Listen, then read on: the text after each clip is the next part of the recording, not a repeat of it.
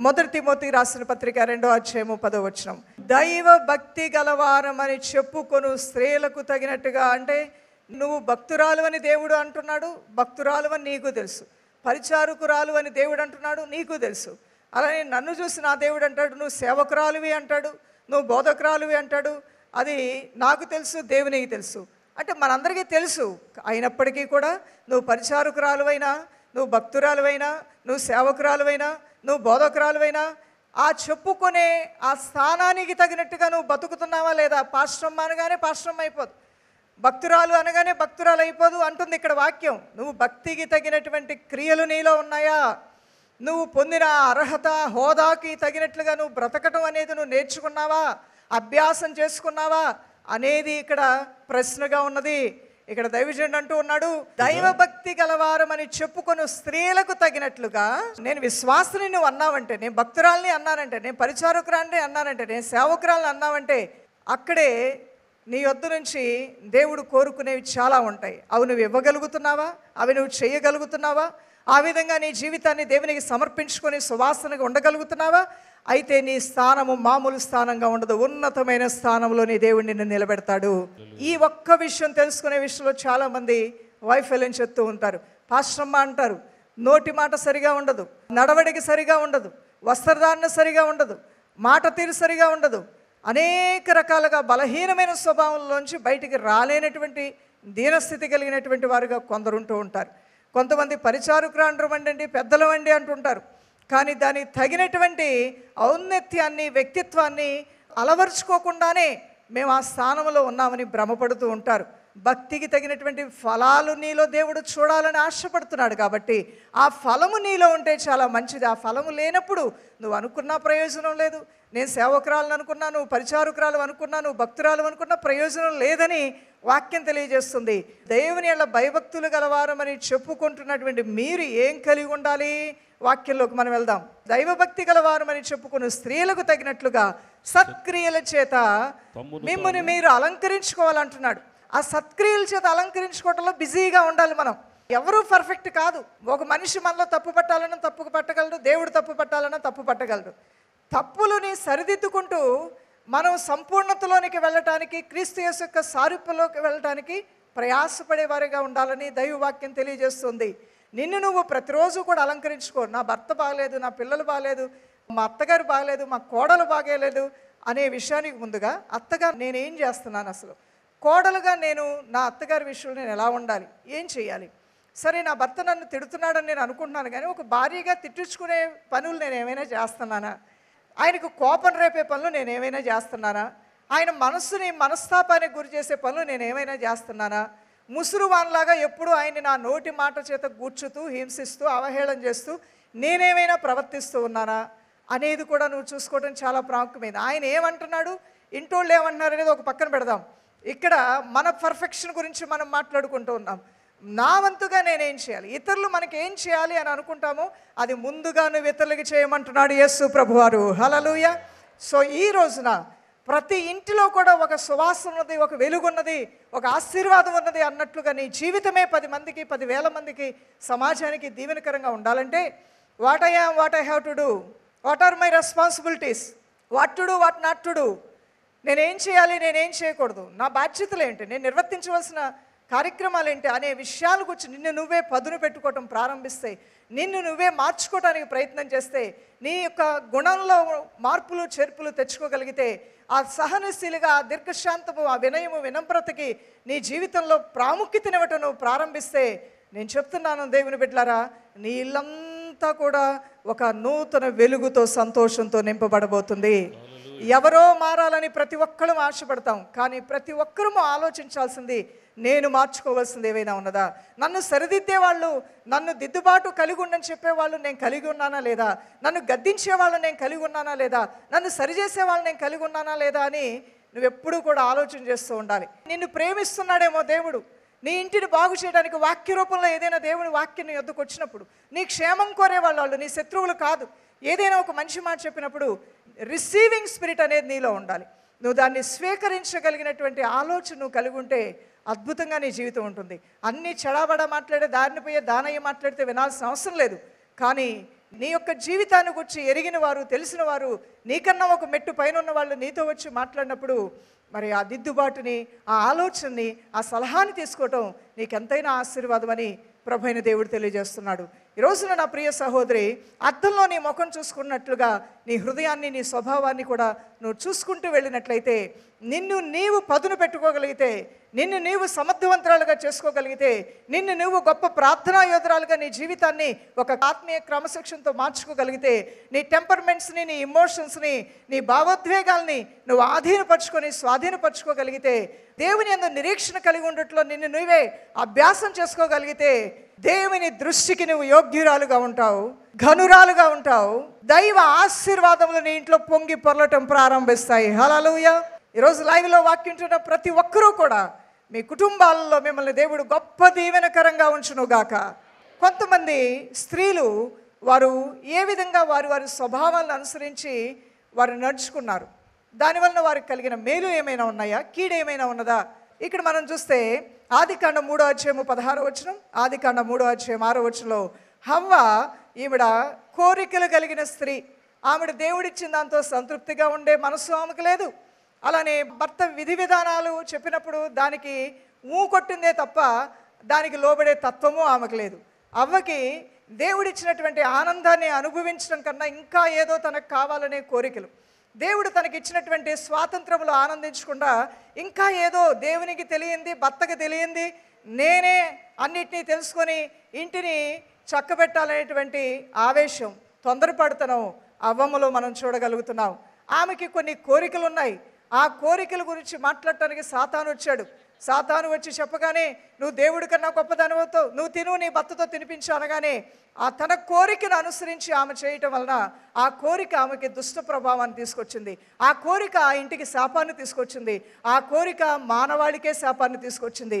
ఈ రోజున ప్రియులారా, ఒక కోరిక, నాకు కొన్ని కోరికలు ఉంటాయి నా హృదయంలో, నీకు కొన్ని కోరికలు ఉంటాయి. యవన కుమార్తెలరా, మీ హృదయంలో మీరు కొన్ని కోరికలు కలిగి ఉంటారు. కోరికలు, ఆశలు లేనటువంటి వారు మనుషులే కాదేమో అంటూ ఉంటారు. అందరికీ ఉండాలి కోరికలు, కానీ ఎలాంటి కోరికలు కలిగి ఉన్నాయి? ఏ కోరిక నీ ఇంటిని పాడు చేస్తుంది, నీ ఇంటిని బాగు చేస్తుంది, దాని పర్యవసానం నీ ఇంటి మీద ఎలా పడుతుంది, నీ మీద ఎలా పడుతుందని నువ్వు ఆలోచించగలిగావా అనేది ప్రధానమైన ప్రశ్నగా మనం తీసుకోవాలి. అవ్వకి కోరికలు ఉన్నాయి. ఆ కోరిక మంచిది కాకపోవటం వలన దేవునికి దూరం అయిపోయింది. తన భర్తకి ఎంతో అవమానాన్ని, బాధని, మానవాళికే ఎంతో దుఃఖాన్ని తీసుకుని వచ్చింది. ఈరోజు నీ కోరికలు ఏంటో, ఎన్నో కోరికలు నువ్వు కలిగి ఉండవచ్చు. నేను ఒక మాట చెప్తూ ఉంటాను, ఉపవాస ప్రార్థనలో 100 ప్రార్థన అవసరాలు రాయి, దేవుని సన్నిధిలో 100 విధాలుగా ప్రార్థన చేసుకో, చివరికి మాత్రం ఒకటి అడుగు, నీ చిత్తమైతే నా కోరిక నెరవేర్చు, నీ చిత్తమే మేలైన రీతిగా నా పట్ల నెరవేర్చబడును గాక. హల్లెలూయా.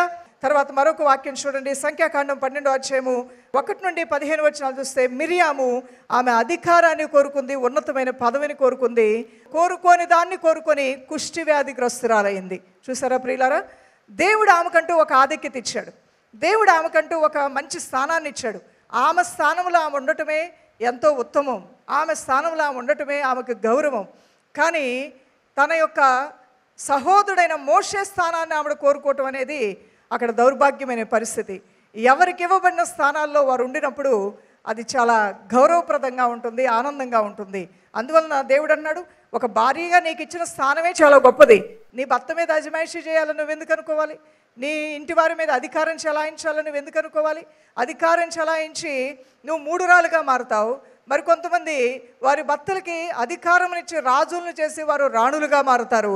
ఎలా మారాలో కూడా నీ చేతుల్లోనే ఉందని దైవవాక్యం తెలియజేస్తుంది. నీకు అధికారాన్ని చెలాయించే హక్కు నీకు దేవుడు ఇవ్వలేదు, కానీ ఆయన ప్రేమను పొందుకునే హక్కు ఇచ్చాడు. ఆయన కలిగి ఉన్నదంతా నీదిగా కూడా కలిగి ఉండడానికి హక్కు, అధికారం ఇచ్చాడు. అలానే నీ ఇంట్లో నువ్వు స్వాతంత్రంగా నువ్వు మాట్లాడటానికి, నీ అభిప్రాయాలు తెలియజేయడానికి, స్వాతంత్రంగా అన్ని పనులు చక్కబెట్టడానికి అధికారం నీకు ఇచ్చాడు. అంతకు మించి ఆయన పూర్తిగా నాకు లోబడాలి, ఆయన మొత్తం నేను చెప్పిందే వినాలి, నేను చెప్పిందే చేయాలని ఆ తత్వం అనేది మంచిది కాదేమో. ఎందుకంటే మిరియాము అది కోరుకుంది. మోషేనే అయినా దేవుడి చేత ఏర్పాటు చేయబడినవాడు, నేను కాదా? ఎప్పుడైతే నువ్వు అలా అనుకుంటావో అక్కడే సాతాను నిన్ను శోధించడం ప్రారంభిస్తాడు. ఆయనే నా సేవకుడు, నేను సేవకుడు కాదా? ఆమె నా సేవకురాలు, నేను కాదా అనే ఆలోచనలో మనం వెళ్లకుండా ఉండటం అందరికీ ఉత్తమమైనటువంటిది. మిర్యాములో పుట్టినటువంటి ఈ ఆలోచన అనేక మంది ఆమె చుట్టూ ఉన్నవారు ఆమెని పొగిడి పాడు చేశారని చెప్పాలి. ఆమెకు లేని ఆలోచనలు కూడా వారు పుట్టించారని చెప్పాలి. మిరియాము మనసులో కోరుకోవటమే కాకుండా తన సహోదరి మీద గొడవ పడ్డది. ఏంటా గొడవ అంటే, నీకు ఉన్న స్థానం నాకు ఎందుకు ఉండకూడదు, నీకున్న పదవి నాకెందుకు ఉండకూడదు అంటే మోషే అన్నాడు, అమ్మ నీవు చేయగలిగి నువ్వు చేస్తావు, నువ్వు చేసే పని నేను చేయలేను నా సహోదరి, నేను చేసే పని నువ్వు చేయలేవు.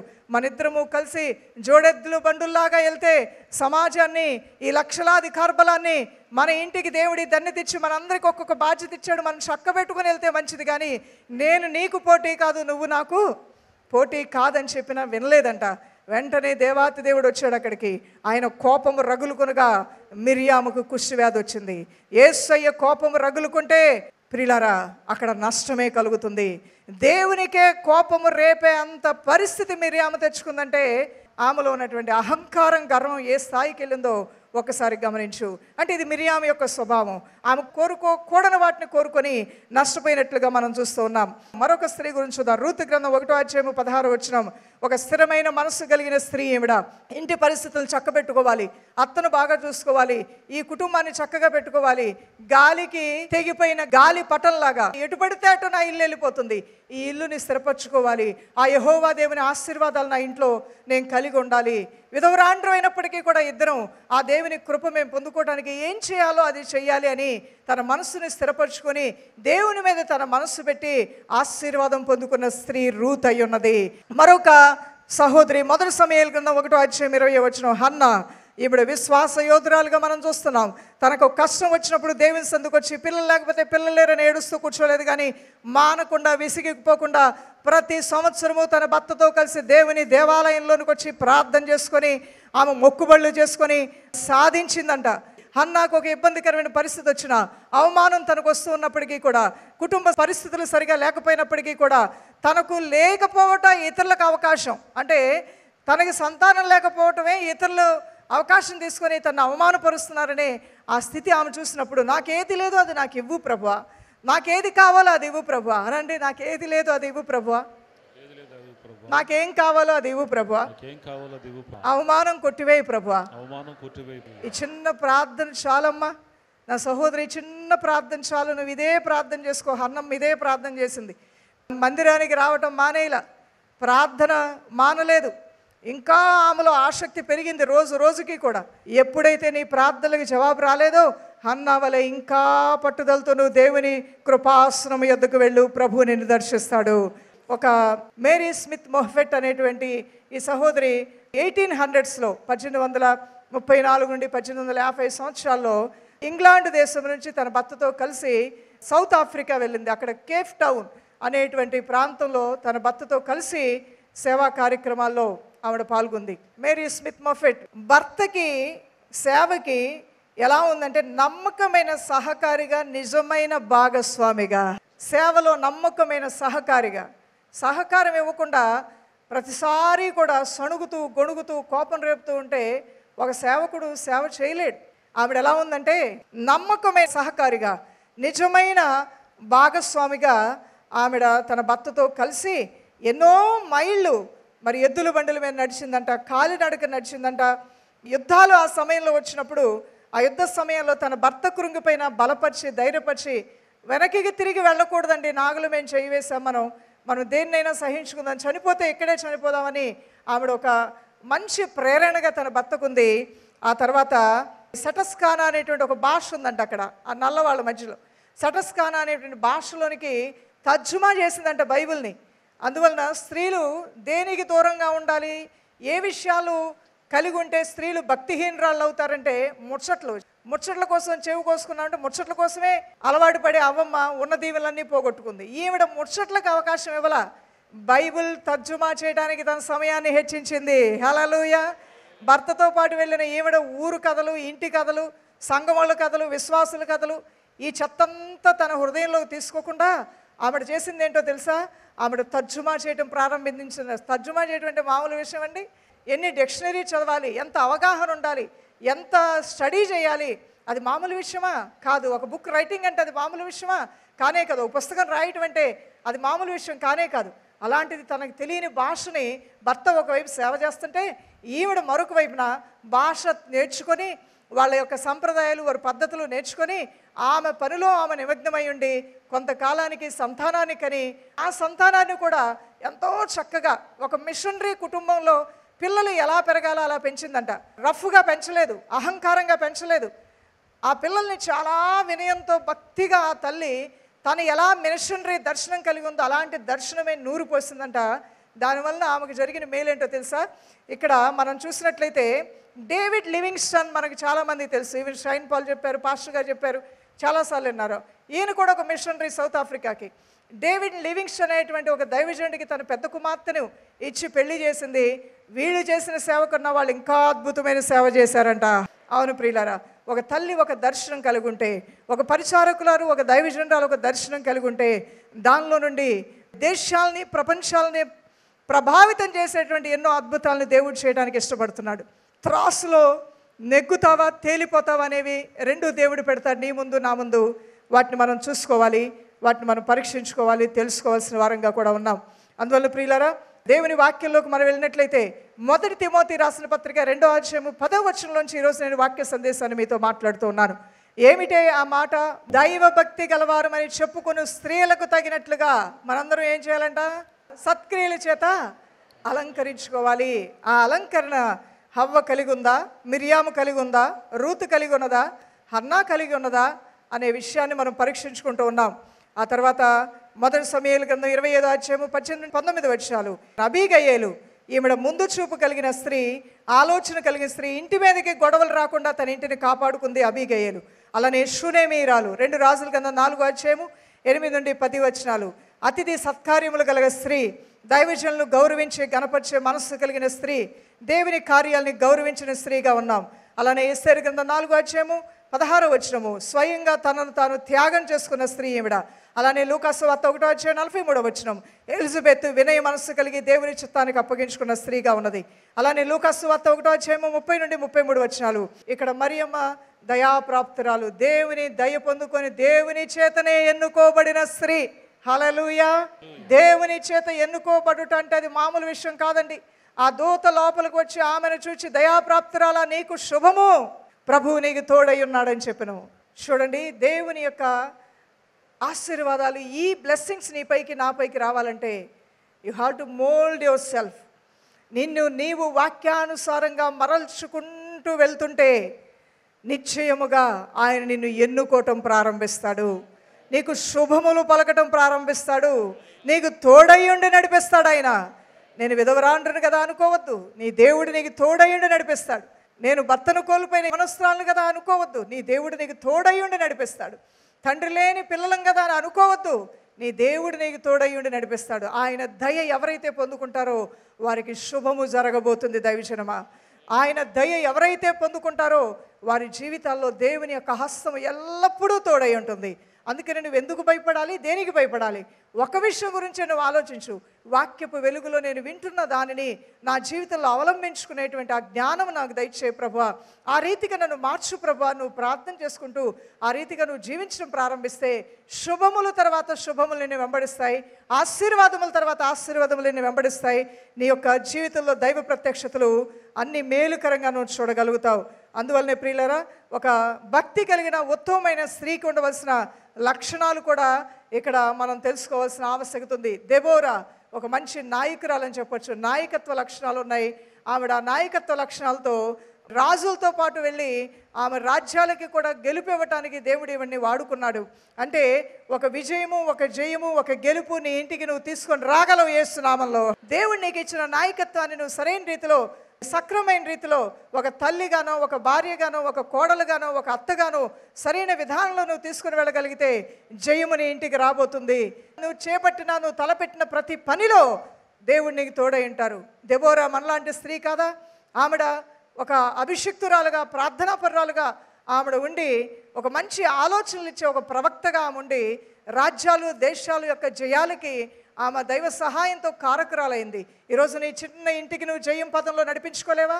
ఈరోజు నీకు ఇచ్చిన 2 బిడ్డల్ని దేవుని భక్తిలో జయం పదంలో నువ్వు నడిపించుకోలేవా? నా ఇల్లు నాకు భారంగా మారిందని ఎందుకు అనుకుంటున్నావు? నా పిల్లలు నాకు భారంగా మారారని ఎందుకు అనుకుంటున్నావు? నా భర్త నాకు భారంగా మారాడని ఎందుకు అనుకున్నావు? నిజంగా వాళ్ళు భారమే, కాదంటలేదు. కానీ నీ దేవుడు నీ పక్షముగా ఉన్నాడు. భారభరితమైన ప్రతి స్థితిని నీ జీవితంలోంచి ఏరులతో సహా యేసయ్య పెకిలించి వేయనుగాక. దెబోరా తనకిచ్చినటువంటి బాధ్యతని భారంగా అనుకోలేదు. దేవుని సహాయం వల్ల శత్రువుల్ని జయిస్తాననుకుని ముందుకు వెళ్ళింది. ఆమె నాయకత్వంలో రాజులు జయాలు పొందుకున్నారు. దేవుడు కృప చూపించి నడిపించాడు. రూతు తన జీవితంలో తన దేవుని పట్ల తను కలిగి ఉన్న నమ్మకత్వం ద్వారా వంశావళులకే తల్లి అయ్యే కృపను దేవుడిచ్చాడు. హన్నా తన పిల్లల్ని దేవునికి సమర్పించి ఆమె దేవుని దృష్టికి ఎంతో యోగ్యురాలుగా ఉన్నట్లుగా మనం చూస్తున్నాం. ఎస్తేరు త్యాగశీలిగా పట్టుదలతో సాధించాలి. పరిస్థితి వ్యతిరేకంగా తిరిగినప్పుడు, సమయం అనుకూలించినప్పుడు వదిలిపెట్టకుండా పట్టుదలతో ఉపవాసం ఉండి ప్రార్థన చేసి జయించిందంట. దేవుడు మనకిచ్చిన దాన్ని మనం వదులుకోకూడదు. దేవుడు నీకు ఇచ్చిన కుటుంబం సాతాను పాలు, లోకం పాలు, వేశ్యల పాలు, వ్యభిచారుల పాలు, తాగుడు పాలు, తిరుగుడు పాలు అవ్వకూడదు. యేసునామములో నువ్వు నీ ఇంటిని నువ్వు కాపాడుకోగలవు ప్రార్థనా శక్తి ద్వారా. రాణి అయిన ఎస్తేర్ ఆమె ఉపవాసం ఉండాల్సిన అవసరం ఆమెకు లేదు. ఆమె అసలు ఈ జనాల గురించి చింతపడాల్సిన అవసరమే లేదు. నా బతుకు నాది, నా సుఖం నాది, యూదుల్లోంచి బయటపడ్డాను, అమ్మా నాన్న లేకుండా పెరిగాను, ఇప్పుడు రాణిని అయిపోయాను, నాకేంటి? మొర్దకై చిన్నాన ఎంత నన్ను పెంచాడు, పెద్ద చేశాడు, ఇక్కడ నడిపించాడు, కానీ నేను ఎందుకు కృతజ్ఞత కలిగి ఉండాలి? నేను ఎందుకు ఆయన మాటలు వినాలి? నేనే ఇప్పుడు పెద్దనాన్న అయిపోయా. మొర్దకై మామూలు స్థితిలో ఉంటే నేను రాణిగా ఉన్నా, రాణి అని నేను చెప్తే ఏదైనా మా చిన్నాన్న వినాలి అనేటువంటి మూఢత్వానికి తన హృదయంలో అవకాశం ఇవ్వలేదు. దేనికైనా అవకాశం ఇవ్వచ్చు. 2 దారులు నీ ముందున్నాయి. కీడు మేలు అనే 2 దారులు ఉన్నాయి. చెడ్డ ఆలోచనలు, మంచి ఆలోచనలు అనే 2 ఉన్నాయి. లోబడతావో లోబడకుండా ఉంటావో అది కూడా నీ చేతుల్లోనే ఉంది. రాణి అయిన ఎస్తేరు ఆ విధంగా ఆలోచించవచ్చు, కానీ ఆ విధంగా ఆవిడ ఆలోచించకుండా ఆవిడ జాతి కొరకు ఆలోచించింది. తన చిన్నాన్న చెప్పిన మాటల గురించి ఆలోచించింది. అలానే తన దేవుని సన్నిధి, దేవుని ప్రణాళిక తన పట్ల ఈరోజు రాణి అవటానికి దేవుని ప్రణాళిక ఏమైందో, ఈ ప్రణాళిక కోసమే నన్ను ఇక్కడ రాణిగా దేవుడు పెట్టాడేమనని దైవ చిత్తాన్ని ఆలోచించింది. అందుకనే ప్రాణ త్యాగానికైనా సిద్ధపడి మోకాళ్ళ ప్రార్థనతో దేశాన్ని, జాతిని, ప్రజలని కాపాడుకోగలిగింది. దేవుని స్తోత్రం కలుగునుగాక. What about you? నీ సంగతి ఏంటి దేవుని బిడ్డ? నా సహోదరి, నా సహోదరుడా, నీ సంగతి ఏంటి? ఆమె ఒక జాతిని కాపాడుకుంది, ఒక దేశాన్ని కాపాడుకుంది, ఒక జనాంగాన్ని కాపాడుకుంది.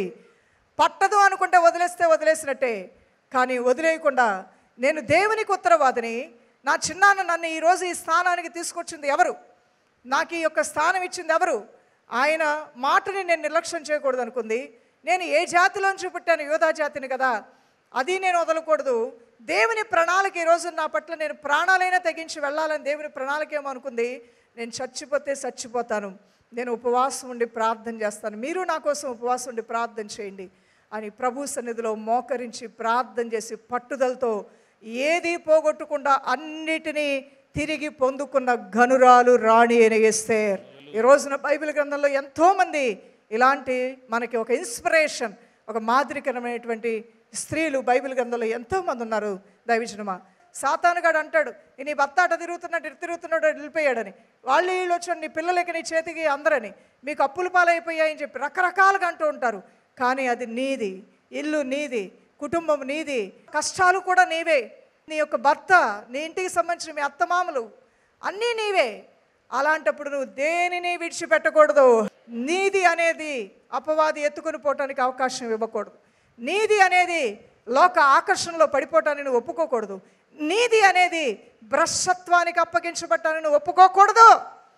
నీ ఇల్లు భక్తి కలిగిన ఇల్లుగా ఉండాలి. ఈ రోజున ఆ భక్తి ఏమైపోయింది నీ ఇంట్లో? ఆ ప్రార్థనలు ఏమైపోయాయి నీ ఇంట్లో?